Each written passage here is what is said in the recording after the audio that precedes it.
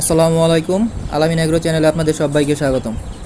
এই যে দেখেন ৮টার মতো বাজে, প্রায় রাত। খামারে আসলাম, এই যে তাতাল সাথে করে নিয়ে আসছি। এই বাচ্চাগুলোর বয়স আজকে ৩১ দিন। ৩১ দিন বয়সে বাচ্চাগুলোর ঠোঁট সেকা দিয়ে দেবো আজকে।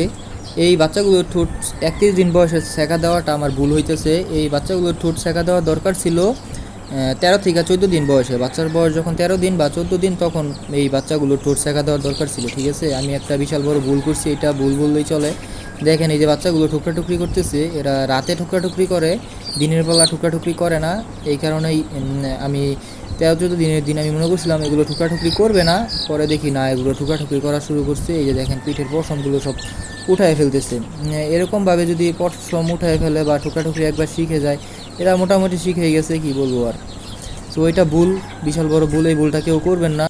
আপনারা যারাই মুরগি পালেন বা পালার চিন্তা ভাবনা আছে, 13 দিন বা 14 দিনের দিনে এগুলো ঠোঁট সেকা দিয়ে দিন। যদি ঠুকরাঠুকরি করে তাও দিন, বা যদি না করে তাও সেকা দিয়ে দিন। তা না হলে এই যে দেখেন এরকম ঠুকরাঠুকরি শুরু করবে। আর এই যে তাতাল নিয়ে আসলাম, এই তাতালের মাধ্যমে আমি এগুলো ঠোঁট সেকা দিয়ে দেবো। আমি খামারের প্রথম থেকেই এই তাতালের মাধ্যমে এই ঠোঁটগুলো সেকা দিতেছি। দেখি খুব তাড়াতাড়ি একটা ঠোঁট সেকা দেওয়ার মেশিন কিনবো, কারণ এই তাতালের মাধ্যমে ঠোঁট সেকা দিতে মুরগির মোটামুটি কষ্টই হয়। আর এই মুরগিটি যেহেতু বড় হয়ে গেছে, এগুলোর ঠোঁটও তো বড় হয়ে গেছে, মুরগিগুলো ঠোঁট সেকা দিতে একটু কষ্টই হবে, মুরগিগুলো ব্যথা পাবে। তারপরেও আল্লাহর মতে কোনো সমস্যা নাই, কিছুই হয় না তাতালের মাধ্যমে মুরগি ঠোঁট সেকা দিলে। কম খরচে তাতাল, একটা তাতালের দাম 150 টাকা।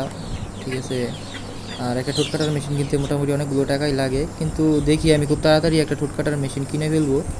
আর এই যে দেখেন তাতাল দেওয়ার সাথে সাথেই দেখি এই যে তাতাল গরম হয়ে গেছে। একটা পশম দিতেছি, যে পশমটা পুড়ে দিতেছে দেখেন।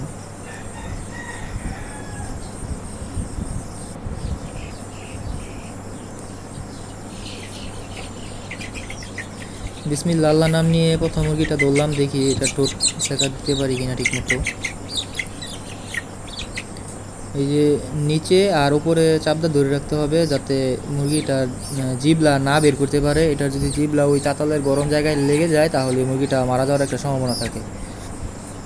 শুধু খালি এই যে উপরের চোখা মাথাটা পুরা দিলেই হইব, তো বেশি না। এই যে দেখেন হয়ে গেছে, মাশাআল্লাহ।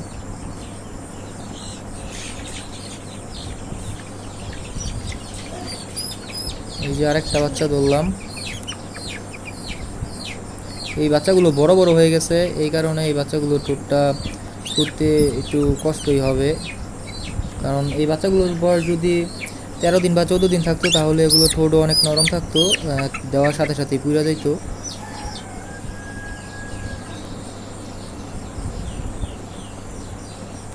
এই যে দেখেন চোখা মাথাটা খালি দিয়ে দিলেই হইব, আর এত বেশি দেওয়া লাগবো না।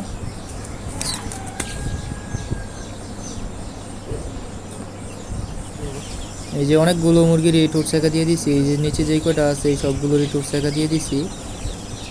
এই মুরগিগুলো ঠুকরাঠুকরি না করলে ঠোঁট সেকা দেওয়ার কোনো ইচ্ছাই ছিল না, ঠুকরাঠুকরি করতেছি বিদায় ঠোঁট সেকা দিয়ে দিতেছি।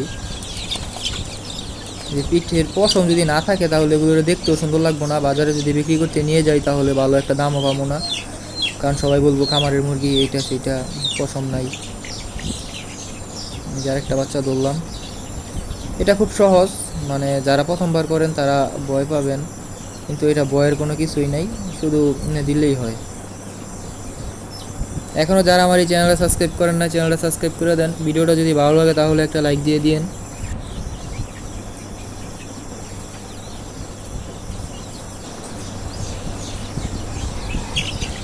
যে দেখেন কীরকমভাবে এগুলোর পশম উঠায় ফেলতেছে।